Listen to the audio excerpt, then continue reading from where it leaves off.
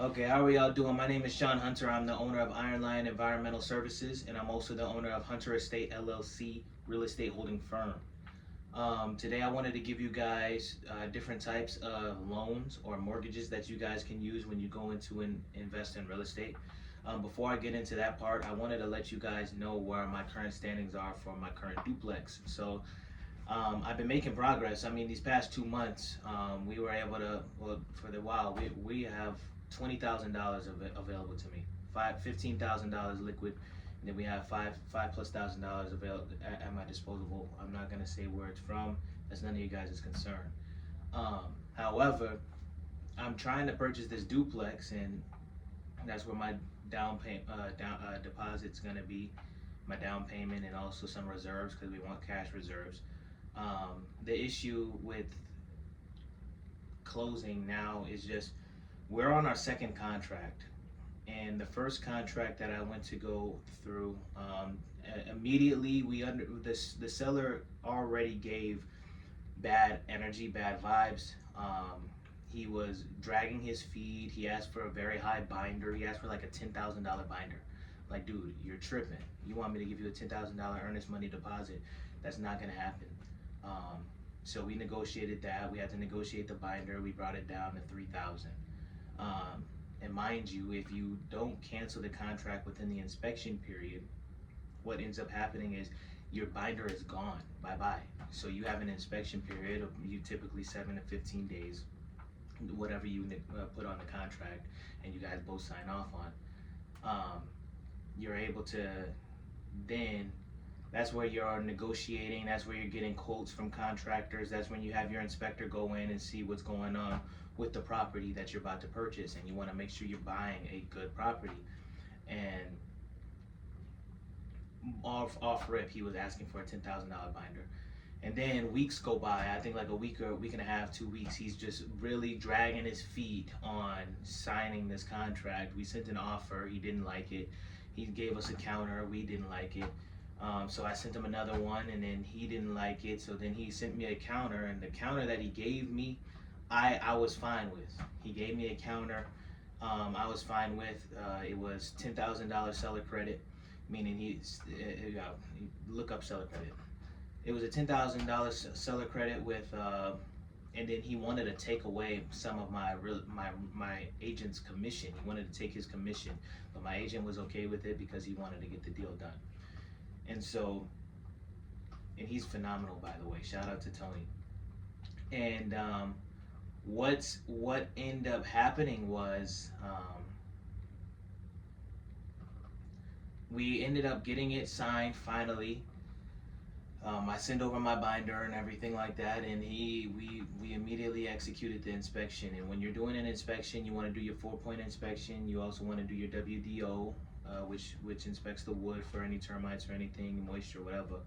And then also you want to do your sewer scope, and your sewer scope is very important, especially on older houses, because they have something called cast iron, and cast iron is out of date. So you can run into problems ranging tens of thousands of dollars if you don't pay for the necessary inspection that you need. And luckily we did, because the inspector ended up telling me, man, look, if I were you, I'd run away from this property. Mind you, your inspector works for you. You're hiring him to do a job. And he did a phenomenal job. Shout out to Mike. Mike is a very, very great inspector. He has 5-star reviews all across the board. He's fantastic. He's been in the game for decades. He knows what he's talking about. And he gave me the breakdown. I got the inspection report. I was actually there with him during the inspection, me, him, and my agent. And he opened my eyes, because before, when you're walking through a property, you're looking at, oh my gosh, this is beautiful. Oh my gosh, I could do this, that. And you don't really know what to look for. But after the first contract, the whole learning process, you know what to look for now. And in a way, you become a mini inspector now next time you go to your next property.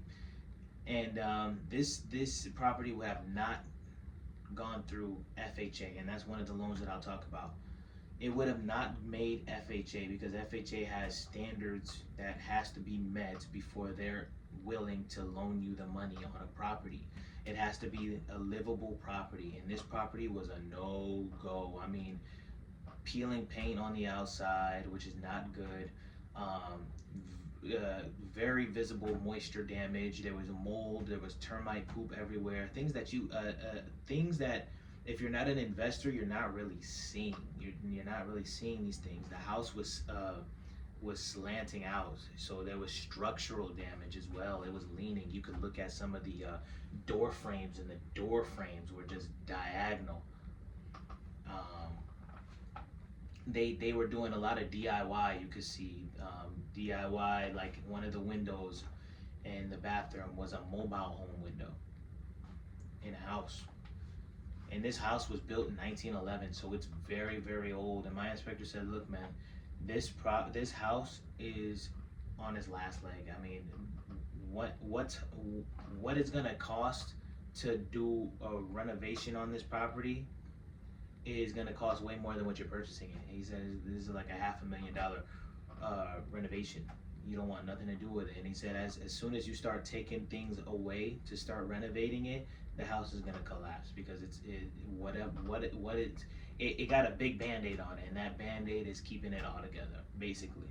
So that property was a flop. We ended up canceling the contract, but me thinking as an investor, I already had properties lined up. I already had properties. Okay, if this deal doesn't go through, what's next? And the next one that we're doing, the numbers work fantastically, and I love it actually more. The other one I liked because it was in a prime location, and it had a lot of potential. If the inspector approved it, it would have been a phenomenal property for the price.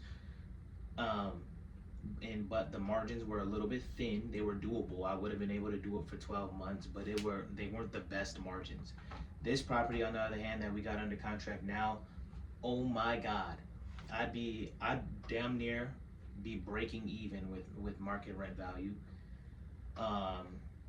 to where I'd be living for free, essentially, and then I'd be able to save my money, and then eventually when I move out, I can rent both units out.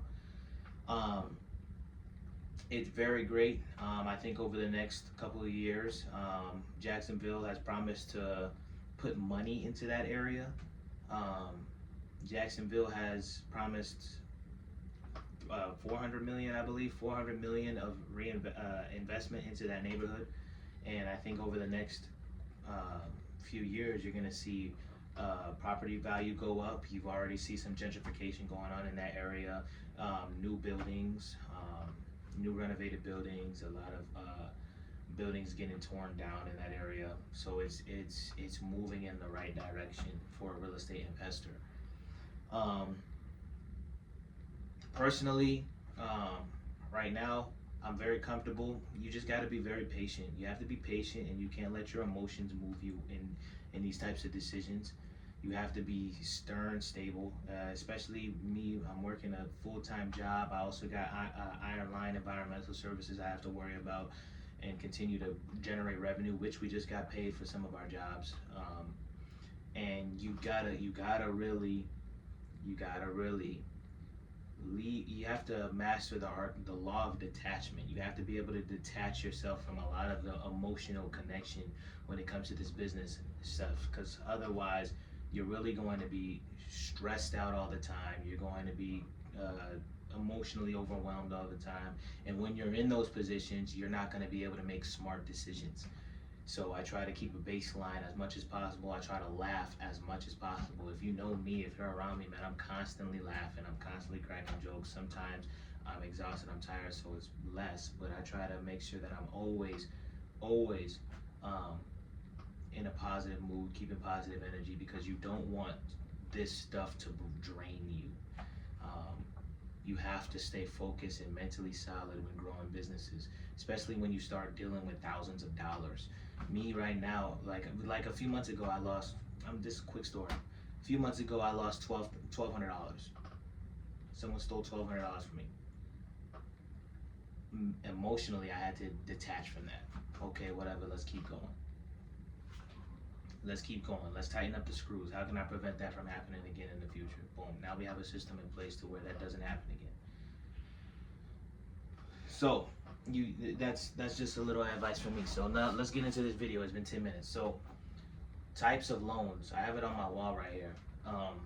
There are different types of loans. And two of these loans will help you get started in the real estate industry. And these two loans will really if you use these, excuse me, I'm sorry. If you use these two loans to your advantage, I guarantee you will conquer the world. I know I will. So the first one is FHA. FHA is, like your first home buyers, basically. Like this is entry level. This is the first time you're ever purchasing a home. You're brand new to this, and you want to buy a house or buy a multi-family property. FHA is the way to go. Their low entry credit score is 580. You need a 580 credit score or above, and this is talking about your FICO, not your Vantage score. You need a 580 FICO score and above to get a loan from them.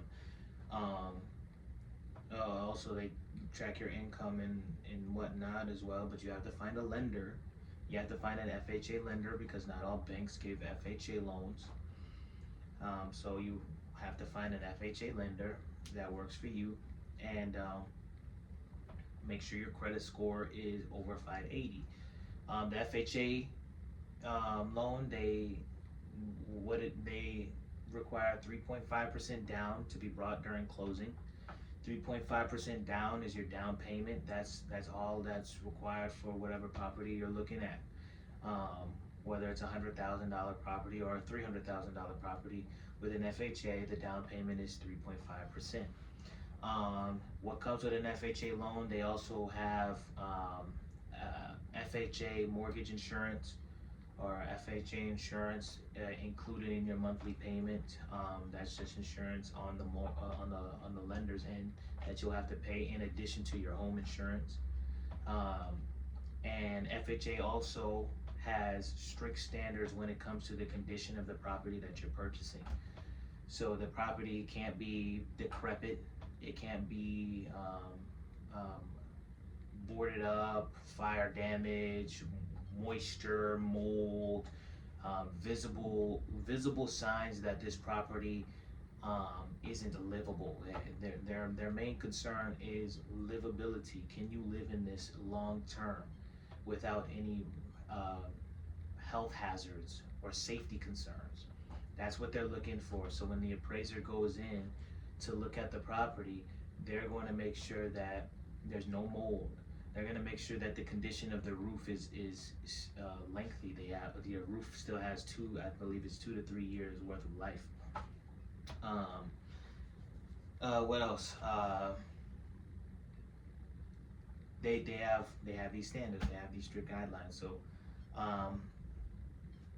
because they want it to be livable, the thing about FHA loans is that you have to be, it's owner occupied.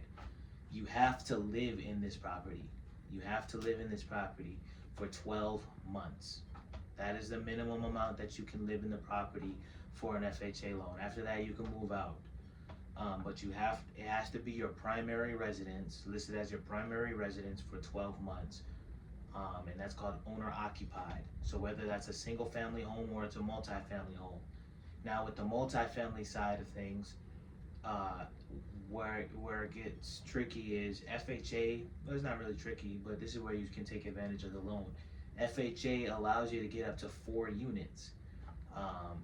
You can't do 8-unit properties or anything like that with an FHA, but you can get up to 4 units with your FHA loan. So that means you can get a single family home, you can get a duplex, you can get a triplex, and you can get a quadplex with an FHA.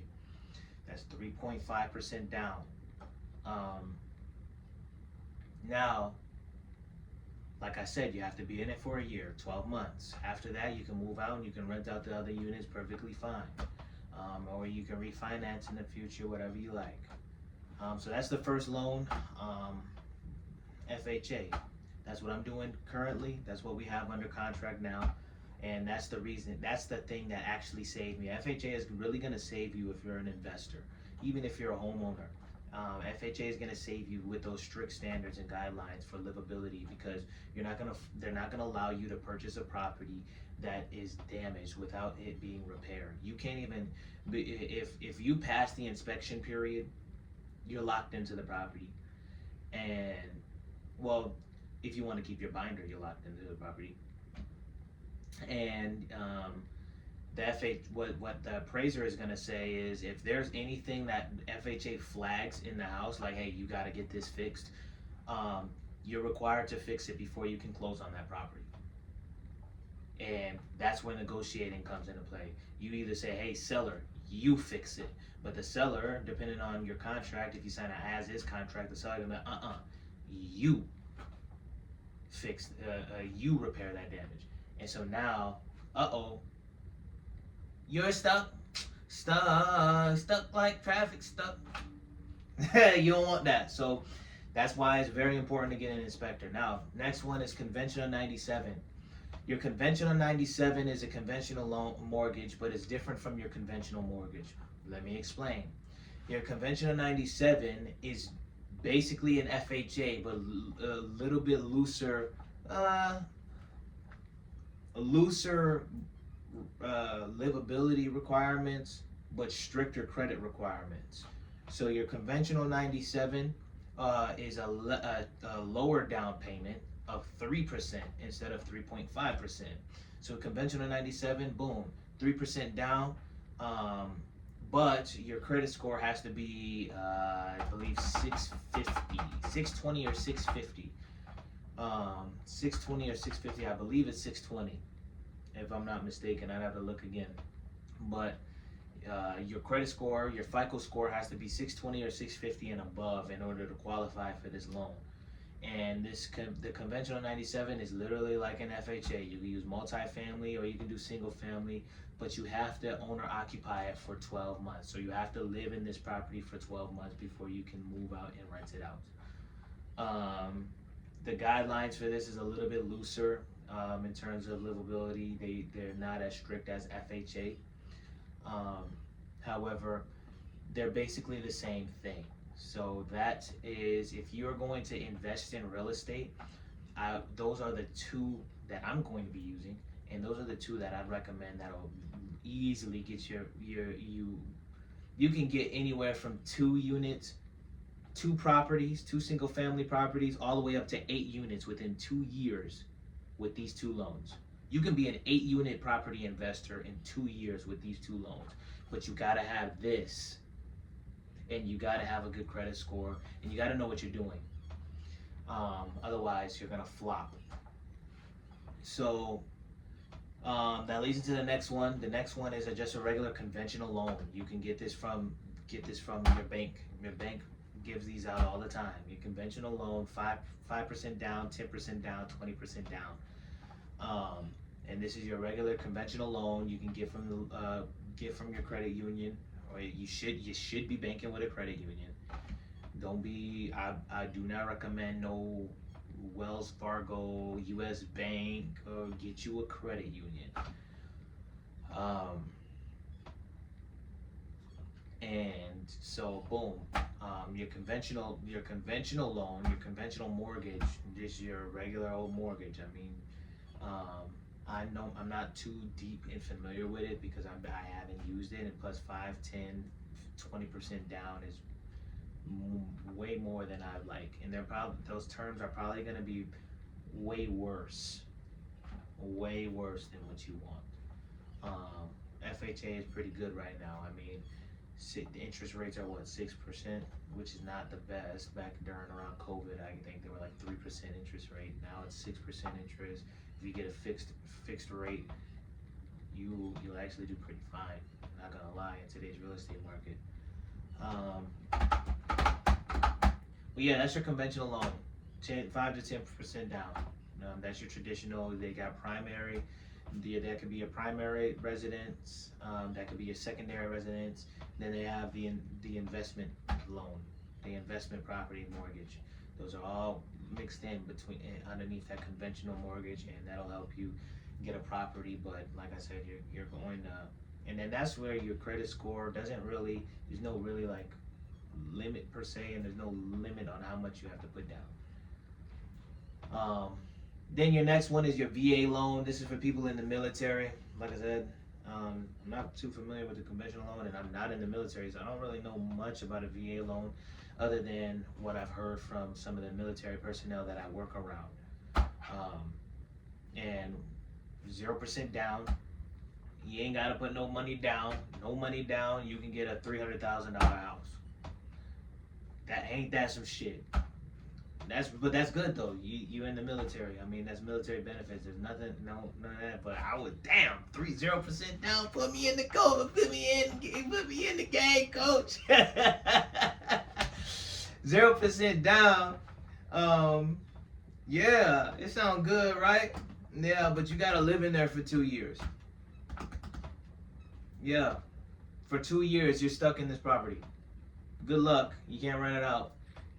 So for 2 years, depending on your mortgage, imagine your mortgage is $2,000. Imagine you get a VA loan, right, on a property, and a lot of times your house is your biggest investment if you're not an investor. And people want to buy a house to look a certain way, to keep up with the Joneses, to make you look good for the girls, whatever your motive is.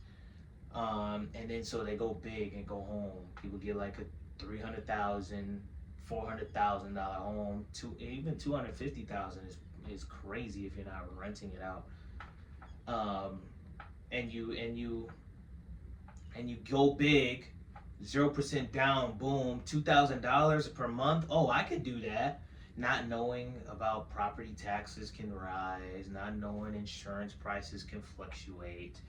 And then you go into this property with a $2,000 mortgage, and you're stuck here for 24 months. So now for the next 24 months, you have to put $2,000 down, $2,000 away. You might as well burn it because it's going to this mortgage. So $2,000 times 24 months. What is that? What's 24 times 2? 48. So for the next 2 years, you're gonna burn $48,000. Okay, gone. See ya. Bye. Just so you can live, wipe your ass, and take a shower. Really. But it's low entry. I mean, it's low entry. What can I say? You don't have to pay shit. You just move in. Closing costs, I'm not sure how that works. Then they have different things for that as well. They have down payment assistance and closing cost assistance. So you really ain't in a bad position. And I'm not sure how many times you can use a VA loan either. You might be able to use it multiple times. With the FHA loan, you can really only use it once, unless you move out of the city or move out of the state and go somewhere else for work. Like if I were to get an FHA loan here in Jacksonville, I can't get another one unless I move to New York or move to Arizona or Georgia or whatever, and I move out of the state, move into a different city, and then I can get another FHA loan. That's the tit for tat. But it's such a good loan. It's such a good loan. The next one is DSCR. So DSCR, this one's a little bit different. This is 10% to 20% down. And with this particular one, it doesn't go based off your income. They don't give a shit how much you make. They give a shit about how much the property's going to make. DSCR loans are more for business owners and operators and investors. You're going to use this loan when you're trying to purchase a cash flowing property. Say you see 8 units, you see 2 quadplexes, and they're as one, an 8-unit property or something like that. The lender is going to look up how much is this property going to make, and does this property make enough money to cover the mortgage payment? If the answer is yes, you're in the game, baby. You have a DSCR loan.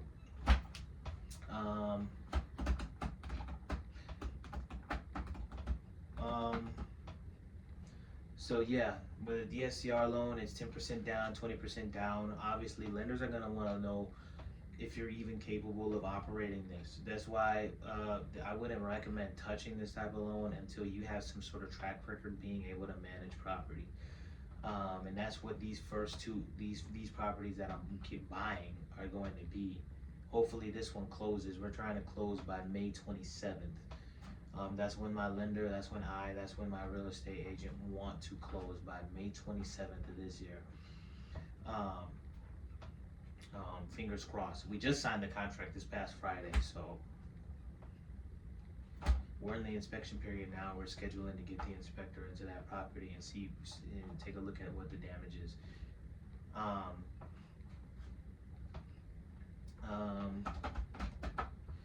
But the DSCR loan, but that's the purpose of me buying these duplexes. I'm not gonna raise capital. I'm not gonna raise capital until I have 2 to 3 properties under my belt. And once I have 2 to 3 properties under my belt, then I'm gonna start trying to strive for those bigger multi-million-dollar properties, million-dollar properties. That's when you want to raise capital, talk to different investors, get connections with lenders, get a chamber of commerce. You want to get a chamber of commerce, your local chamber of commerce membership, so you can network with like-minded. These are business owners. The chamber of commerce is where all the rich people go. So if you want to connect with rich people, you want to know how the fuck these people are making all these money, how this guy has a fucking brand new Ford F-350, or how this guy has a fucking Ford Shelby. You want to know how that guy is rolling like that? A Ford Shelby is like $200,000. A Ford F-350 dually is like $135,000 brand new. You want to know how they rolling like that? Go to Jack's Chamber of Commerce, and you're gonna, or just your local Chamber of Commerce, and you're gonna understand how these people move. They don't move like the rest of this is the thing. These people live differently. They don't live like you. They don't think like you. They don't move like you. They don't do the shit you do. You want to smoke while you're at work. These guys are on a different thinking process. They think differently. If you want their results, the nice car, the traveling, the freedom of time, you gotta stop thinking how you think and think differently, because they don't think the same. They don't hang out in the same areas. They don't go to the same places that you go to. They are going to places like Jack's Chamber meetings, and they're going to your local REIA meetings and your local FCAA meetings. They're going to places like that. And that's how you network. But DSCR, once you, whatever, be able to have operations and management under your belt, because no one really wants to give you money if you don't know what to do with it, and if they're not gonna make their money back. This is the last loan, and then I'm gonna get off. This is a pretty long video, but hopefully you learned something. If you did, make sure you follow or subscribe. I'm just going to make videos. Consistency overrides urgency. Consistency overrides urgency. So the next one is 203. The next one is 203K. So the 203K loan, or the 203K loan. So this type of loan is like your traditional mortgage, right? You can do as low as 3.5% down. But the 203K loan is specifically for renovations, rehab. So say the property that you're interested in buying is $200,000, right? You want to buy this property is $200,000, but your inspector goes in and the appraiser goes in and they're like, yeah, there's about $20,000 worth of repairs that need to be done on this property. With a 203K loan, they give you the loan amount of $200,000 so you can buy the property, but they also give you the repair cost amount as well to get the property renovated, that $20,000. So now, I'm gonna give you guys a bonus loan. I just thought of this one. So now not only are you getting this loan is very good for fix and flips. Now you're getting the property that you wanted, but you're also getting the money needed in order to make the necessary repairs, and it's all bundled up into this one mortgage. So now you can make mortgage payments as anyone else would, with the ability to make the needed repairs and renovations to the property that you desire. The last mortgage or the last loan, this is something that I'm gonna be doing with my land. So right now I got if you don't know, I have an acre of land in my portfolio. And I'm very proud of this property because this was able to help me learn things like perk tests and learning land development and learning how to get rid of stumps and learning how to cut down trees and learning how to um, fill in holes with it. It taught me a lot of stuff, and taught me about contracts, and it also got me connected with my real estate attorney, Tiffany.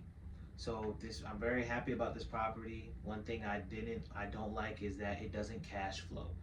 But I didn't buy the property for cash flow. I bought the property for low living expenses because I can put an RV, a camper on there temporarily and be able to live on my property for less than most people's car insurance payments.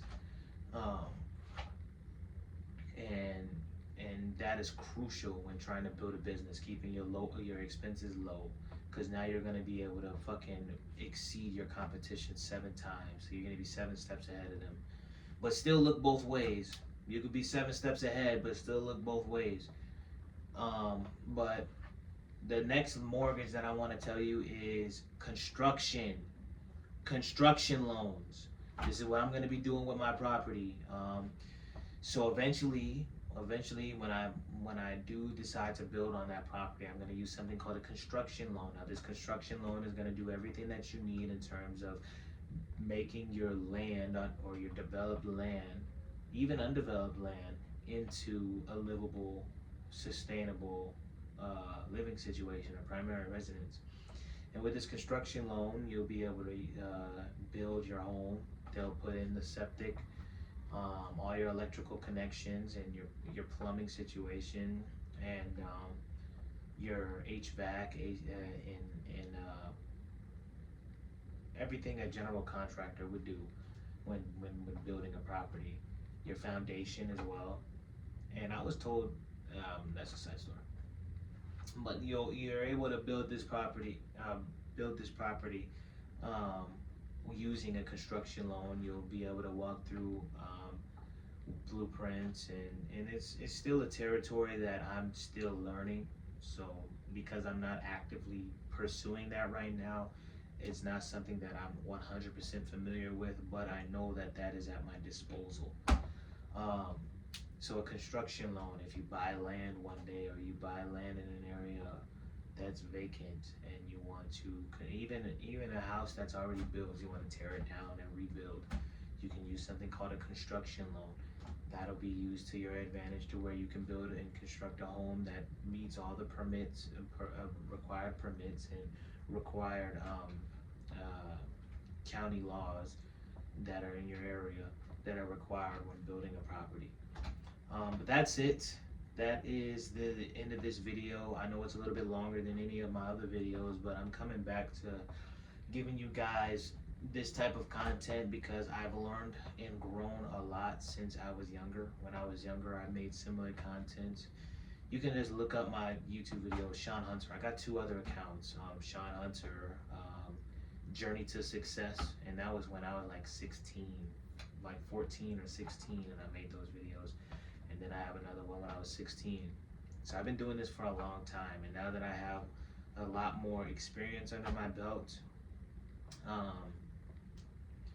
which there was a big delay because I started smoking drugs, started doing drugs, so that delayed my progress, but we're back on it. But if you guys like these types of videos, I'm gonna be making more. I got plenty of more to say. I got plenty of my personal experiences that I can share with you guys that'll hopefully help you with your business journey. And with that being said, my name is Sean Hunter. I am the owner of Iron Line Environmental Services, and I am the owner of Hunter Estate LLC, real estate holding firm. Hopefully you guys learned something from this video. Peace.